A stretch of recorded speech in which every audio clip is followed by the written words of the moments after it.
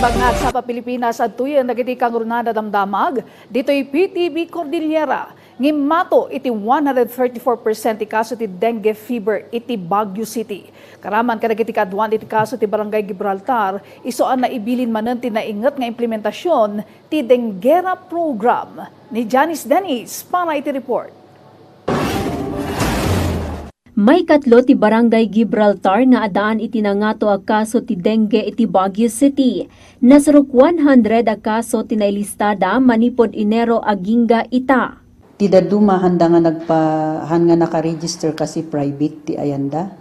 Kat DJ ti apan mi i-monitor apan mi alalan kinagnagan da tapno mainayon da ijay listaan. Tapno sa anen ang umato pay ti kaso. Papaertengan dati kampanyada kontra iti dengue. Every week po may ginagawa pong kalinisan na upland po ang ating barangay.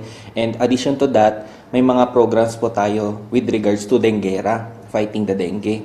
Iti datos ti City Epidemiology and Surveillance Unit ti City Health Services Office, nakailista ti syudad iti 940 cases manipod January agingga Hulyo ita atawan.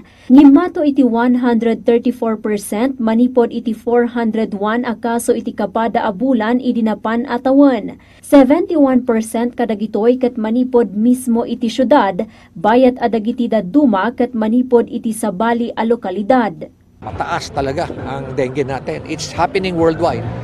It's happening worldwide. It's happening worldwide. And this is concern natin yan. In fact, halos every week kami nagmi-meeting ngayon regarding our dengue programs. Isu at lokal a gobyerno ti Baguio, gimatangan iti 40 million pesos agatad iti larvicide kan anti-mosquito nets. Papaertengan damot laeng ti information education campaign da tapno mapakaamuan dagiti umili mainaig iti Denguera program. Ito ngayon na nag-prepare kami ng mga IEC na malilit lang na papel. Iikutan namin yung mga residents, papadala namin sa kanila. Warning them na mataas yung dengue cases doon sa lugar nila. Naibilin metlaang tinaingat apan ang ipatungpal iti anti-dengue ordinance iti syudad.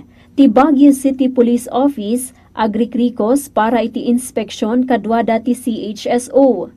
Ang Baguio City Police Office talagang full support tayo, lalo na kapag yan nga may ordinance tayo na yan, kailangan i-implement. So tayo, tulong po tayo sa City Health Service Office natin, kasama yung mga barangay officials sa implementation ng anti-dengue ordinance nga po natin. May palpalagip manan ti panangipatungpal dagiti umili kan lokal nga opisyal iti barangay iti nagduduma nga estratehiya tapno maliklikan ti dengue. Janice Dennis para iti Pambansang TV, iti Baro a Pilipinas. Iti sa Valle Damag na pili ti Beneco a pilot cooperative, iti neswat a digital dashboard command center project ti National Electrification Administration. Agipadamag ni Christine Bornolia Sambaway. Napili ti Benguet Electric Cooperative amay sa kadagiti pilot cooperative para iti digital dashboard command center ti National Electrification Administration. Makita iti DDCC ti financial, technical ken disaster status iti kooperatiba. Mamonitor pay dagiti current outages ken problema iti linya ti kuryente. Naikonekta gamin iti digital dashboard ti supervisory control and data acquisition wenno SCADA a maibilbilang a puso iti operasyon ti Beneco. Before kasi makapag-action ng NEA, kailangan niya na kasi ng data. Kailangan niya ng data. And if we can fast track yung pag-provide ng data sa kanila, mas mapapabilis din yung pag-decide nila and kung paano matutulungan yung mga co-op. Naaramid ti SCADA ti Beneco iti tawen 2007 nga agpadamot lang iti DDCC ti NEA.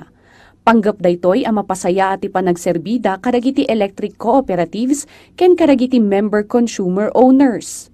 They put up a control center sa NEA sa kanilang building, and then ang makikita nila doon is the dashboard for the NEA, and soon is mga lahat ng co-op ma-integrate doon para in a glance makikita ni NEA yung mga performances ng lahat ng co-ops.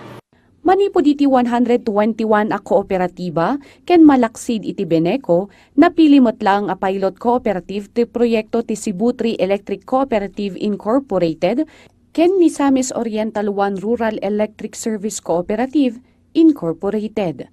Christine Bornolia sa Baway para iti Pambansang TV, iti Baro, a Pilipinas.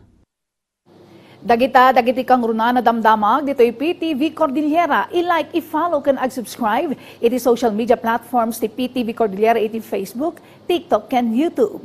Para iti PTV Balita ngayon sa probinsya. Siya ni Alas Sungduan, na Imbagnal daw.